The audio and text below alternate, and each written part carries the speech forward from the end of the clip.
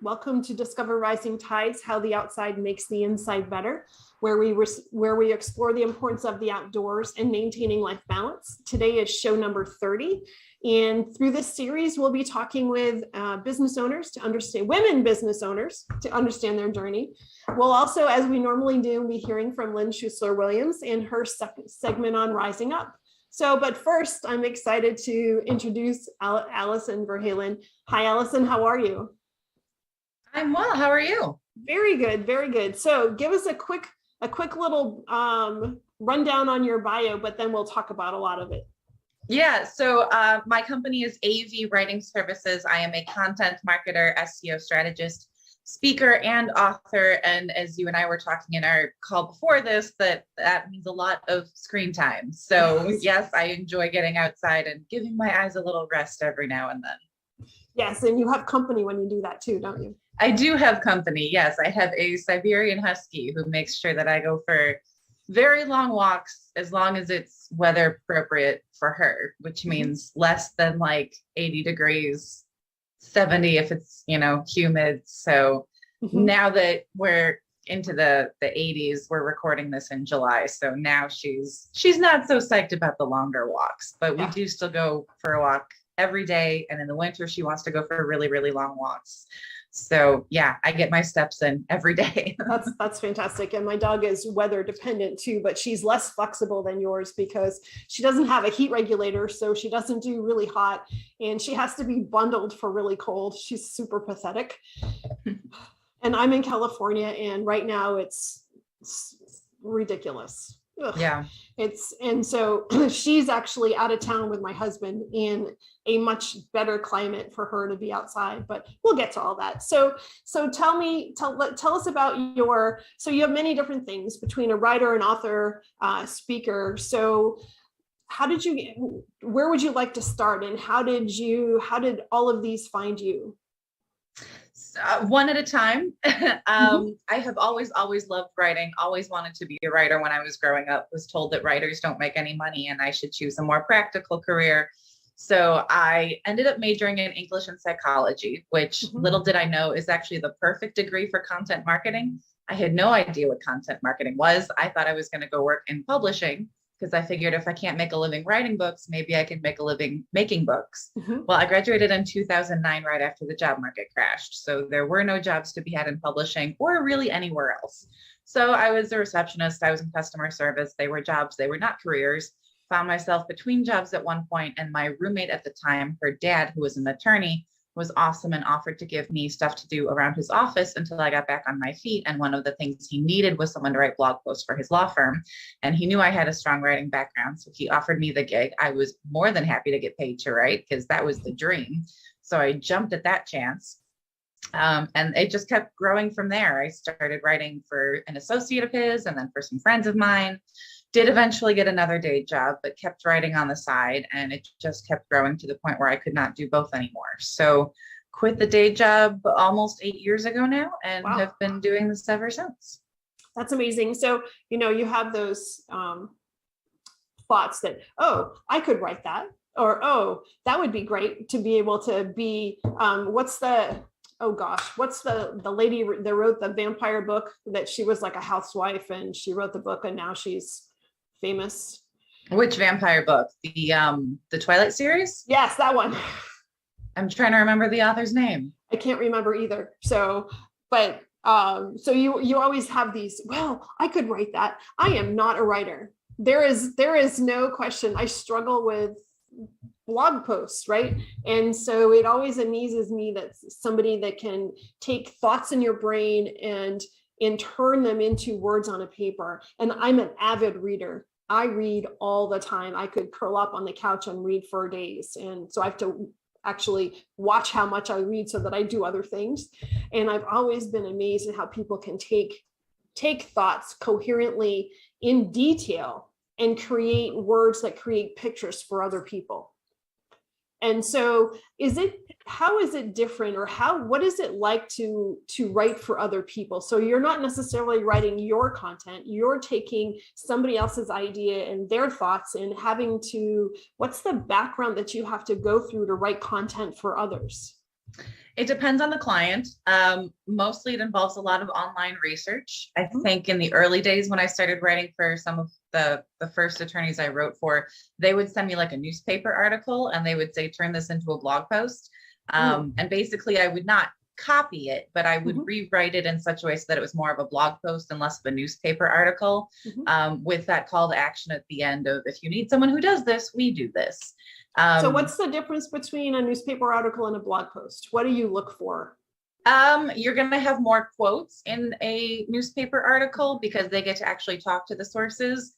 With a blog post, I'm not usually talking to the sources, although you absolutely can do that, especially if you want your blog post to be like a case study or success story for one of your clients, which is absolutely a valid option. But you're not going to be like talking to all these different sources and getting quotes together. Newspaper articles also usually are required to show both sides, whereas with a blog post, we're not required to. We can be as biased as we want to. And we do want to put our company in a certain light, and our services in a certain light. So I'd say that's the main difference. Interesting. And so it's really possible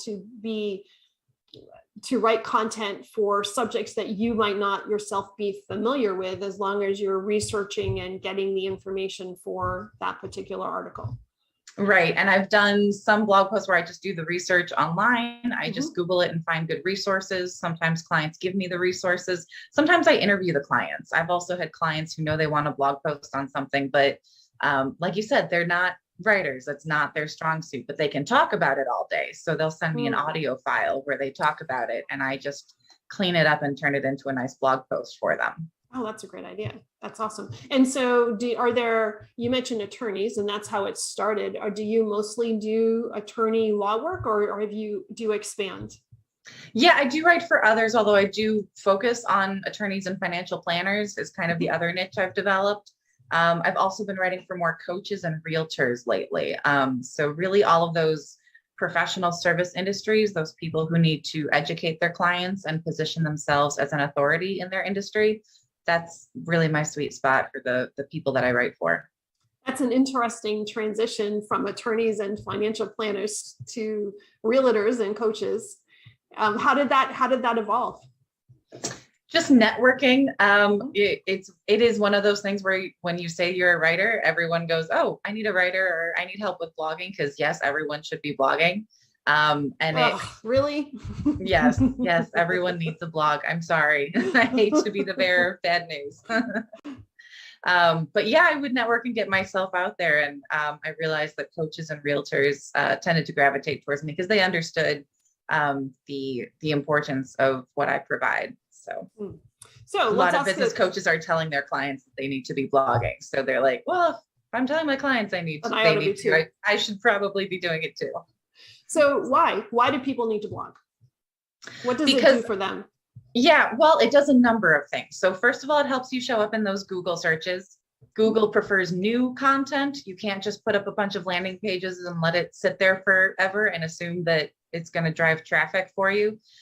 It can to a point, especially if you have like a Google My Business page, but Google really prefers that new content. So especially when people are in the early stages, figuring out, what is this? Do I need this? Why do I need this?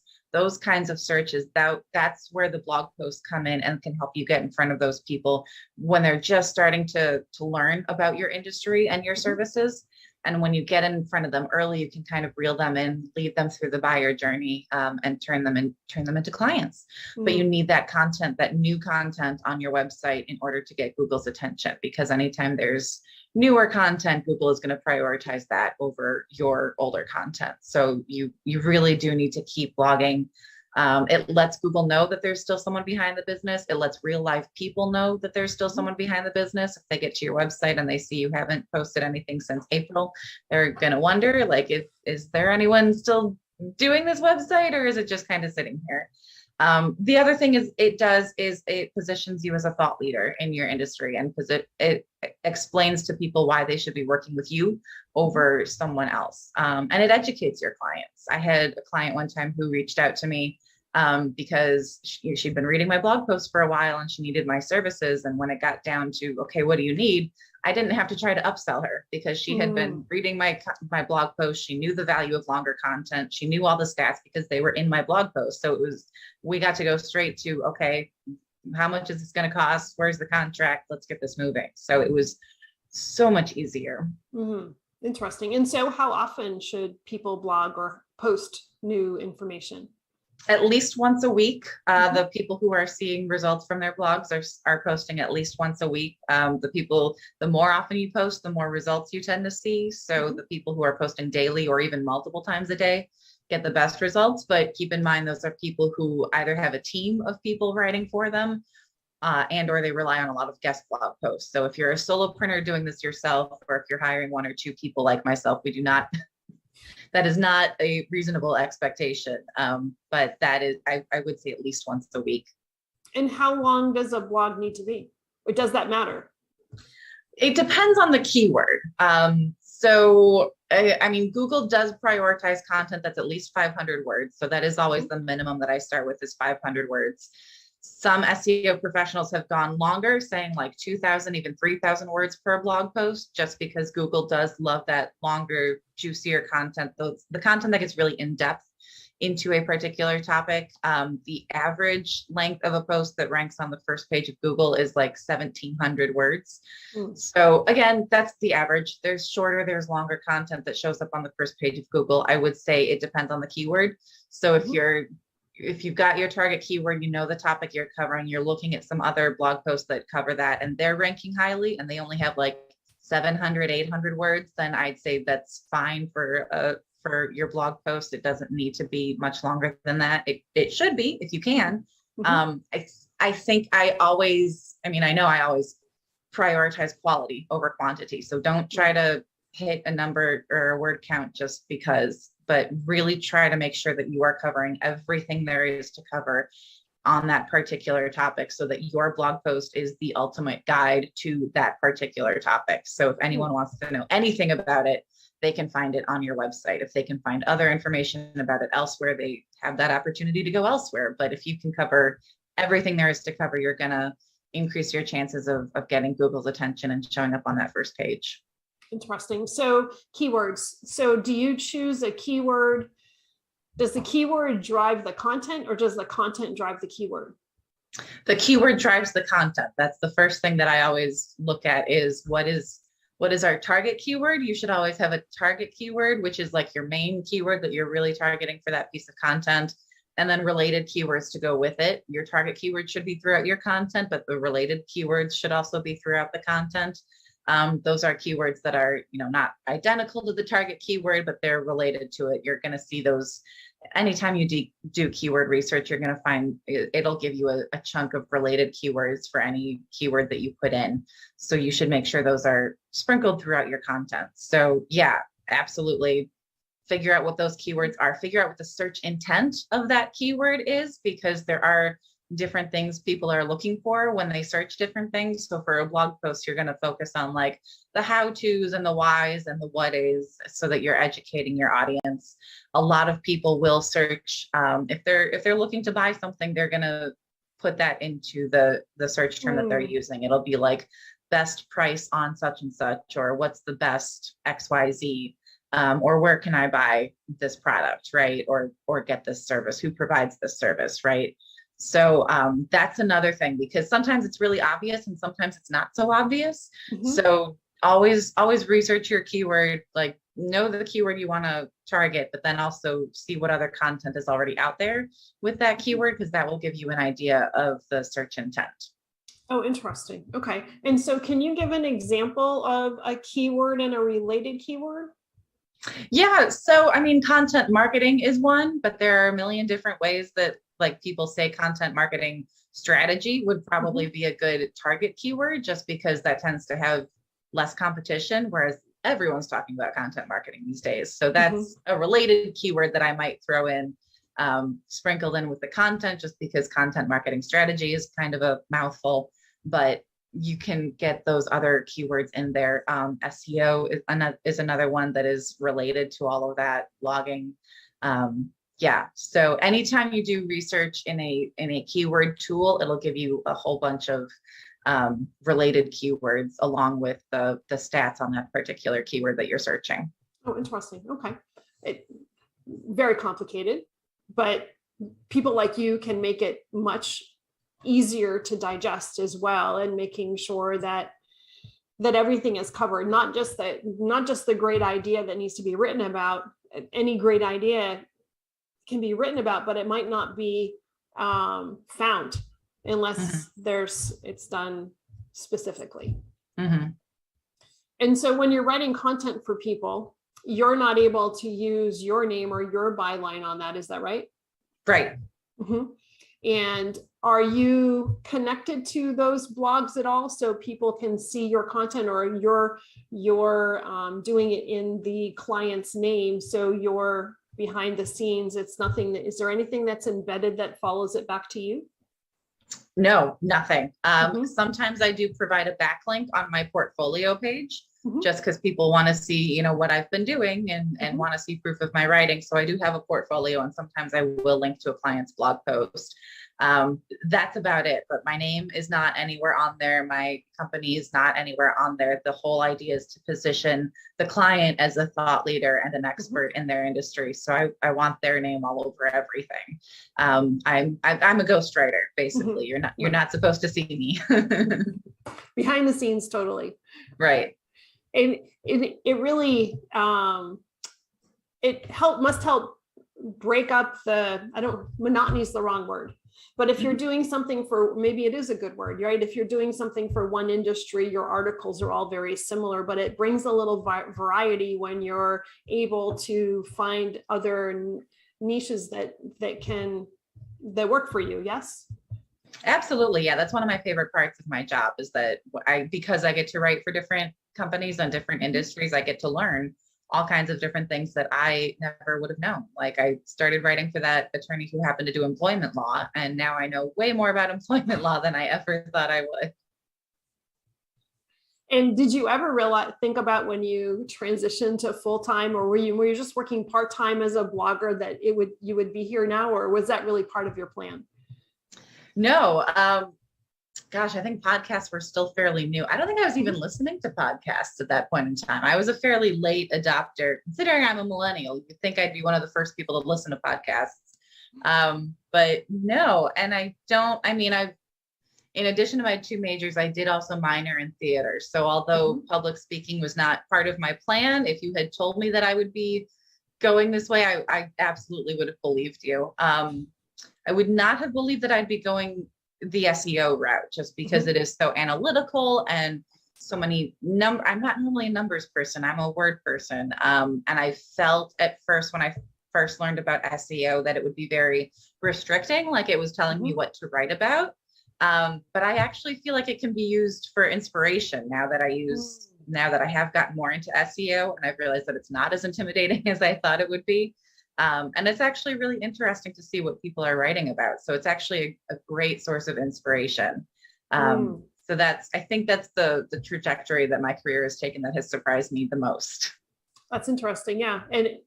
And to be able to, well, I think too, when you take a deeper dive into how a subject works, or how an industry works, and you're able to understand the behind the scenes pieces, it brings more validity to what you're currently doing as well. Absolutely. Yeah. And so speaking, theatrical, right? So how does the speaking piece work into, and what do you do there? A lot of what I do with my blogging, because I do have a number of presentations I've given that I also have a blog post on that same topic. But it just allows me to get in front of people in a different way. And I think it allows me to expand my audience, just because people might see me at a networking event or at a presentation who might not otherwise read my blog post. Just like you and I are big readers, so we'll read all day long. But a lot of people look at a chunk of text and their eyes glaze over, and they won't read the whole thing, right? But they might watch a video, or they might attend a presentation that I give. And it's the same basic idea, where I explain why blogging is so important, give tips on how they can use it in their day-to-day lives to grow their business. That's fantastic. And so how do you find your how do people find you? Not like giving your website address yet. We'll do that in the end. But how do you find clients, and how do blogging clients, and how do they find you? Is it mostly word of mouth, or is it really networking? Yeah, networking and word of mouth are probably the two biggest ones. Google and my website also have been good for me. I know at least one person did end up hiring me because he found my Google My Business page. Social media has been another one. I've been really active on LinkedIn lately. I got at least one client from LinkedIn just because we ended up, interacting with each other on LinkedIn, and then he hired me. So yeah, I'm kind of all over the place. How did you find that COVID affected your business? It really didn't. I'd say the one way that it did affect I was always working from home. So in that sense, it was like that part of my life was not upended. And like I said, I got to go walking outside with my dog every day. So I was not like trapped in my home 24/7. The one big difference I think was that all the people who thought they did not need a website were suddenly like, oh gosh, I need a website. So I did get more business, and especially in the early days of COVID, as people were like scrambling to get a website together, and then they needed content for the website. So then they would reach out to me. So I think that was the biggest thing, is that all of a sudden, because we were all at home and we were all online, suddenly people who did not prioritize being online suddenly had to prioritize it. And that's where I came in. Yeah, it makes a difference, I think, too, for me as well. I was already working from home. Even as a financial advisor, which was not normal to work from home, I've been doing it for years. And so that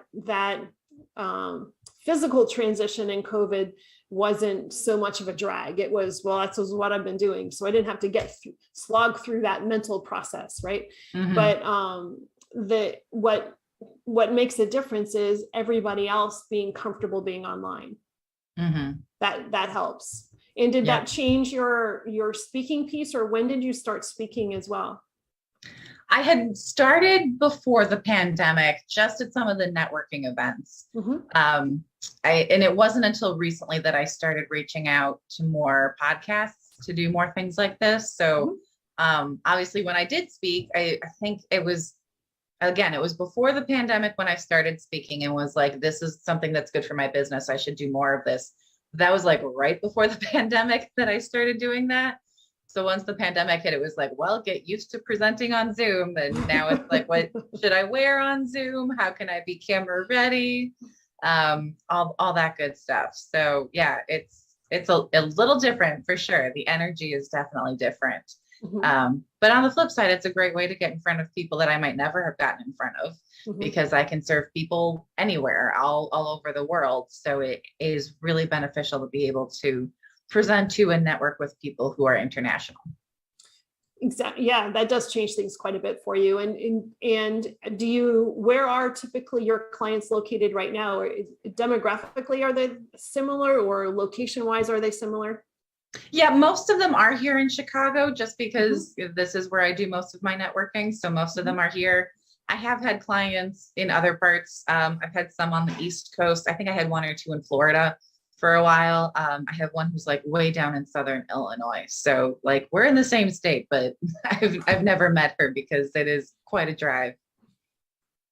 Yeah. So, but it does, and that's one of the great things about COVID, is that it has shown us what a small world it is, and kind of, well, like you and me, right? I'm in California, you're in Chicago, and I met you through another person who I met through a networking event, and we would never have come in touch with each other in pre-COVID situations, most likely.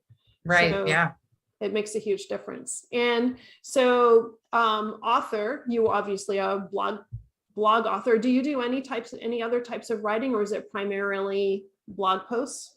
It's primarily blog posts. That is my bread and butter. I do also do website content, some email marketing, and I've written my own book, Content Marketing Made Easy. That's a little on the long side. I've never written anything that long for a client. I have written shorter ebooks for some clients, the kinds of books that they put up on their website, like a lead magnet that people can download and use. So I've written those. Yeah, basically anytime you need content written, I've written press releases.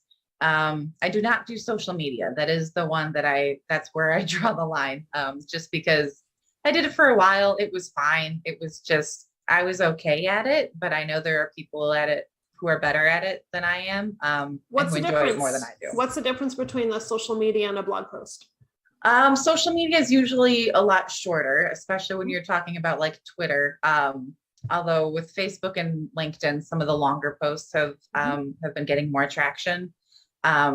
It's a whole different ballgame as far as, you know, the algorithm, keywords may or may not work the same way on there. I mean, it's all getting indexed and categorized by Google. So you can still find those posts through a Google search.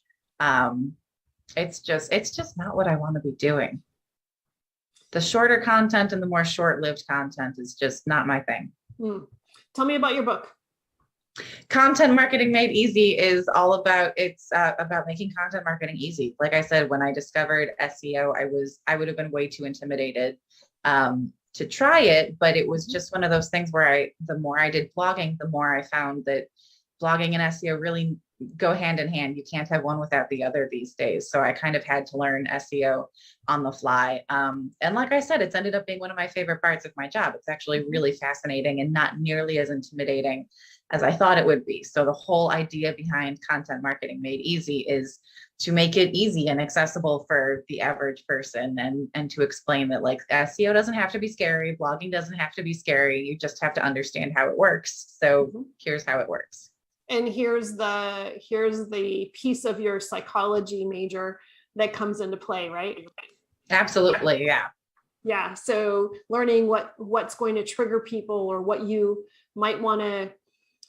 I think what's been fascinating about it is what might trigger people today or last week might not be relevant in 6 months, right? And it can change. And can you drive that change, or be more proactive than reactive? And how do you think about, do you ever think about things of that sort? And oh, for sure. Yeah, because Google is constantly changing their algorithm, and I do mean constantly. Every 6 months or so, they'll have what they call a core update, which is a big change to their algorithm. And that's when, if you're tracking your website traffic, you might go, what the heck just happened? Because people tend to see spikes and dips and spikes, and it gets a little crazy. But even, you know, when they're not doing that, Google is constantly making tiny adjustments to their algorithm. So they're constantly adjusting. So yes, there's a lot of memes online about, you know, people reacting after Google makes an update, and people scrambling and wondering why their traffic fell, or their search ranking position fell, or, you know, what to do about it. So we never really know what Google is doing, because they tend to announce these core updates like, by the way, we're doing the core update now. Or in like a few hours. Actually, 10 minutes ago, this actually happened. And that actually happened with the last one. I want to say a week or two before they announced it, people started noticing weird things. So it was like, did they roll it out early, or were they beta testing in the real world before they officially rolled it out? Oh, by the way. So yeah. Oh, by the way, we're doing this thing. So that can get a little screwy and put a lot of people in reactive mode. The way I think of it is just like Google, just at the end of the day, it's just trying to get good content in front of its users. It just wants to help people answer the questions they're asking, and drive them towards, you know, high quality content in a website that's trustworthy, that is a reliable resource. And yes, there are tricks and strategies you can use to tell Google, you know, to convince Google that you're reliable and you're really an authority in your industry. But at the end of the day, if you're answering your target audience's questions in a comprehensive way, and creating high quality content on a regular basis, you should be good to go. So yes, your day is involved with a lot of screen time, right? And between research and writing and creating. So who tells you, who says something first, you or the dog that says, I've had enough and I gotta go? It's usually me. We do have fairly set walk times. I'm afraid to even say that word out loud. She's actually very patient, especially for a husky. She's had days where she waits a really long time between walks, and she's totally chill. Mhm. She'll just nap until she starts to see me getting my clothes on. And that's when she's like, okay, we're going. Mhm. Yeah, it's funny because my dog does the same thing. She watches to see what, not just what I'm doing, but what I happen to be wearing or what clothes I'm pulling out to know, is this going to be a good day for a dog, or is this going to be is this a work day? So it's funny how observant animals are and how intuitive they are, and they know what you're thinking. They know what to expect. And so why is it important? What does getting out and getting away from the screen do for you, and why is that so integral in what you do? It just helps me breathe. Sometimes when you're so wrapped up in your to-do list, and I have to do this and this and this, and just stepping outside and getting away from it all, it helps my blood pressure and my stress levels. But it also helps me. That's usually when I remember, oh, that's right, I have to do such and such, or, oh, that's right, I have to reach out to that person. All those things that I would never think of when I'm in it. Those are the things that I tend to remember when I'm out with my dog. So I always have my phone with me so I can take notes or send a quick email or a text if I need to, while I'm on our walk. But yeah, it's just good to get outside. I mean, you and I talked in our previous call about the fact that dogs understand that outside is always better. So it's just nice just to be with her and see how happy she is, and just focus on that for an hour. Yeah, and it's amazing. So since my dog isn't home right now and she's my hiking partner, the first day that I had to go out without her, I almost didn't go because she wasn't there, or I was like, the first mile was, oh my gosh, I just couldn't get into it. I had to really work at it because she wasn't there to motivate me. And I didn't realize how much I depended upon her for either my motivation or making sure I was taking care of myself.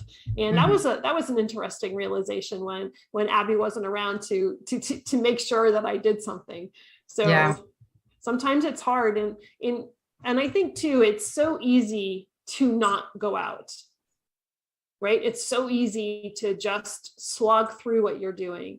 And for me anyways, I can't speak for you, but for me, it's easy just to go and do the next thing versus taking a break and coming back fresh. Even if it's a 20-minute or a half an hour break, it makes such a difference, doesn't it? It really does. Yeah. And it is so easy to say, oh, just one more thing. Oh, this will only take a few minutes. And then an hour and a half later, you're like, wait, where did that time go? Exactly. And then all of a sudden I can't function. And I wonder, well, what happened? Oh, yeah. Take care of yourself first. Yeah. Your brain needs a reset. Yeah. So where can people find you? What clients are you looking for? How can I help you find them? Yeah. So more attorneys and financial planners are always good. I always love connecting with web designers and marketing consultants because the people who do the web design don't usually write the content, and I don't do web design. So those are always good people for me to know.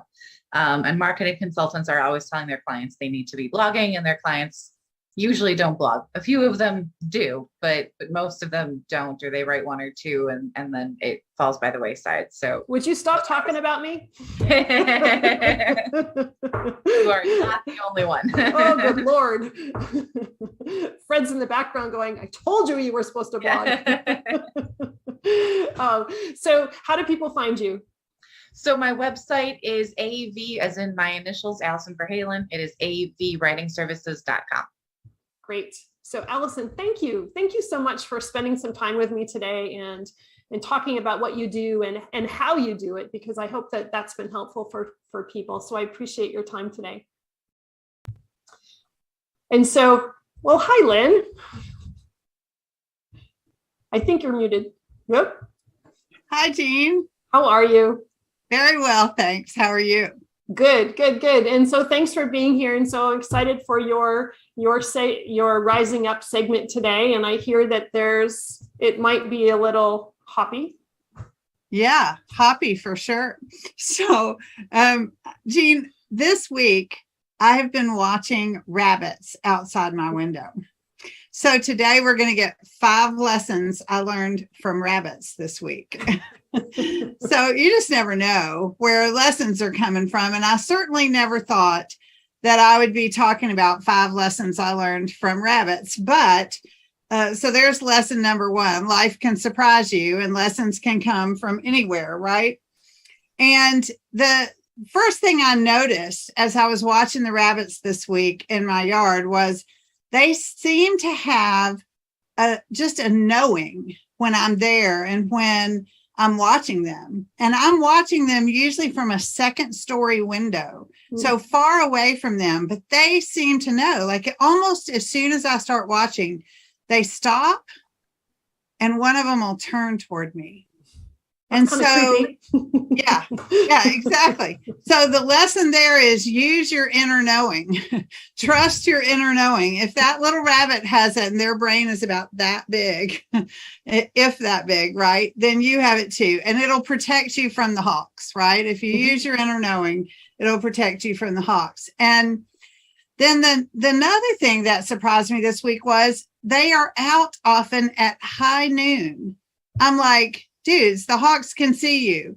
Like, I thought rabbits were only out feeding at dusk and dawn. That's totally what I had in my head. But I see these rabbits in broad daylight in the middle of the day all the time. So the lesson there I decided was don't be predictable.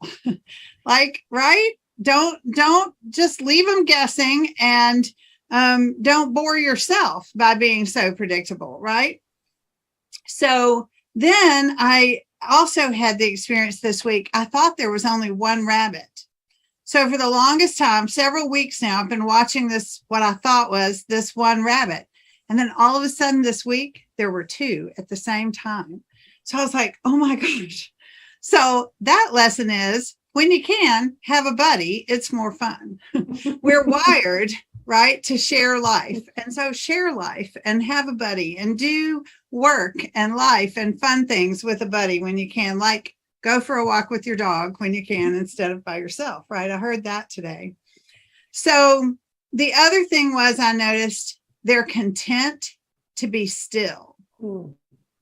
And I videotaped them one day this week, and I decided that I would sit still as long as they did. And it was really an interesting experience. So just being willing to be still, take a break, and when it serves you, be still. So I hope the rabbits and I have brought you some ideas for some things you can do this week as you're rising up. And thank you for having me on Discover Rising Tides, Jean. Thanks, Lynn. I think that the lesson that you just taught me is that we should stop and watch the rabbits or whatever. I'll take the time to watch whatever's out there and just take the time. So thank you so much for listening today. Today's show is sponsored by Seaside Solutions, my financial services company. As a business owner, it's easy to be pulled in many different directions, and often taking care of yourself plummets to the bottom of the list. For me, I find myself outside to reground. My time outdoors helps me manage my day more effectively and be more present for my clients. Through this, Discover Rising Tides was born. At Seaside Solutions, we truly believe that education is the foundation of financial wellness. Our primary focus is to provide guidance that is designed to help you achieve your long-term financial goals and visions. Working with a plan allows space for doing more things that you love, like being outside to make the inside better. If I can help you create or realign your plan, or if you would like to be added to my weekly newsletter, please let me know. This week's topic was 5 ways to set more achievable goals. Your referral means the big, beautiful world to me. And if I can help, please let me know. And thank you so much for listening, and see you next time.